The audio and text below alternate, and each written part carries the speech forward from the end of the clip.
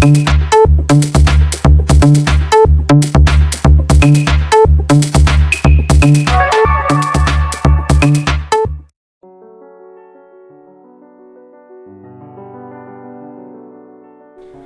students, we are learning linear inequations, and this chapter is usually used for various applications, real life applications, which I have discussed already in the previous video. You can check that. And mostly it is used in business sector, but if you want in detail you can check the previous video. And particularly this chapter is for class 10 ICSE and IGCSE as well. Both the syllabus have in class 10. And in CBSE class 11, we have a topic called linear programming. This is the chapter name in class 11 syllabus, CBSE. So for that, these are the basics we need to know. To understand linear programming better, we need to know linear inequations. And that's the reason I'm covering all of it in this playlist. Okay. Kindly check all the videos. Let us start with some basics, fundamentals in linear inequations. I prefer to write them and show you how they are actually important. Okay, so basically we say linear inequation. When I say inequation, which means the equation is not equal. Equation has unequal symbol. Okay, an equation has unequal symbol. There is an equation, but in that equation you have unequal symbol. For instance, the symbol called this or this, we must have seen these kind of symbols in our lower grades. When you want to compare two numbers, we used to use these numbers, correct? But these numbers, sorry, these symbols, this is called a greater than symbol. Greater than. This is called less than, and then this is called greater than and equal to, and this is called less than and equal to. Okay, so how do you recognize? I think I have heard this complaint from many students that this greater than or less than symbol, they are little confused with the symbol. So I prefer them to understand like this. Okay, I give you a small tip for this. So when you have this symbol, imagine this is like a crocodile mouth. Okay, and it is open, wide open here. So whatever you place in this side, should be a larger value, and this side should be a smaller value. When you have a crocodile mouth like this, open, wide open, and the wide open side should have a larger value than the other side. Okay, suppose the symbol is like this, then you keep this smaller things on the, so this side you have crocodile mouth open, so that's the reason you have to place something which is bigger on the this side. Okay, rather, and you place this smaller one on this other side.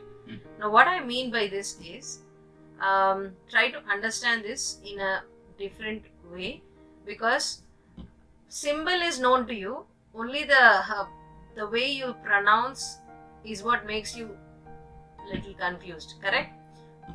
Right from childhood, that some people face this. If you don't have this problem, no issues, but if you have, I suggest you to understand this one. So when I see, we are always following left to right conversions, right? So whatever you place here is a larger value, so greater than this number, so that's why greater than symbol. When you place something here, it is a smaller value, so smaller than or less than. That's the reason we call this as greater than symbol and this as less than symbol. And if you attach one equal to, what does this mean? Actually, this means this is greater and equal to, both.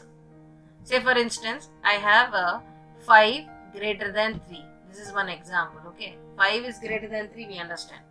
Next we have 2 less than 9. This also we can understand. See here, you have placed 5, which is bigger number. This is a bigger number. This is a bigger number and you have to place on this side.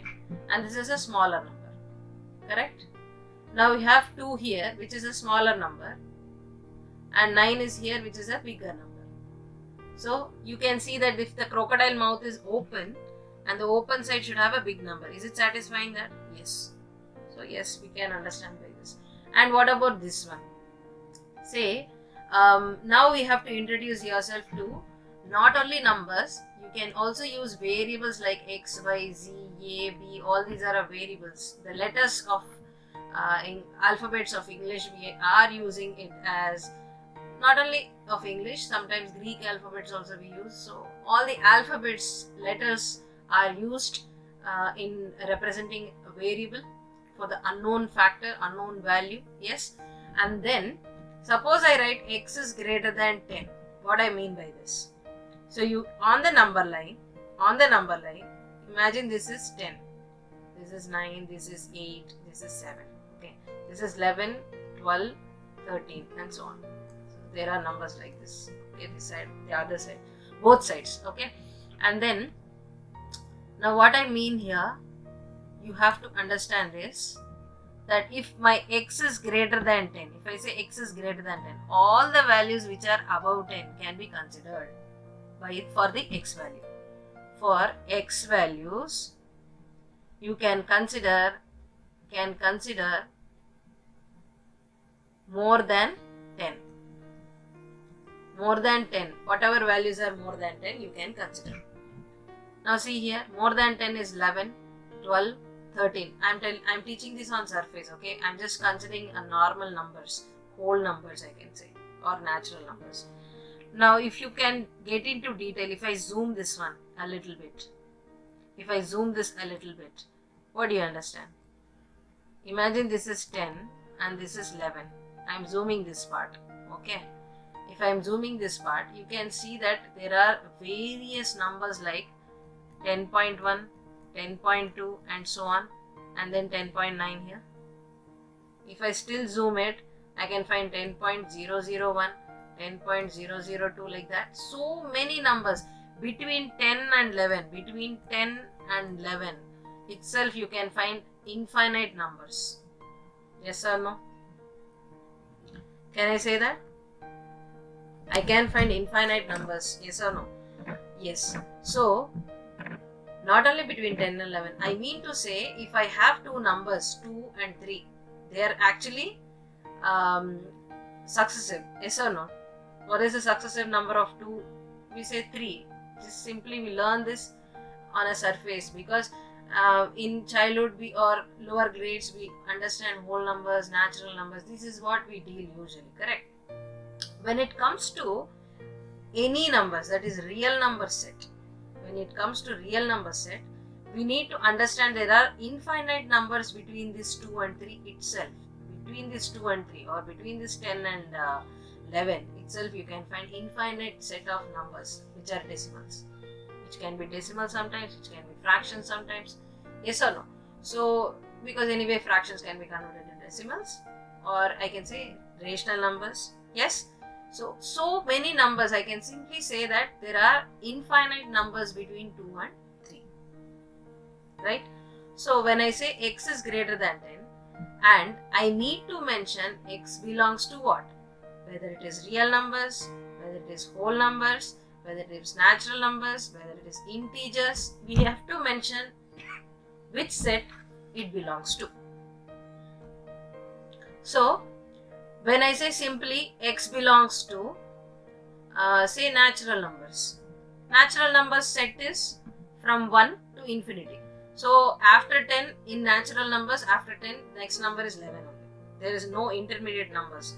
There are no numbers between 10 and 11 according to natural numbers world. In the natural numbers world, after 10, what is the next number you have? 11.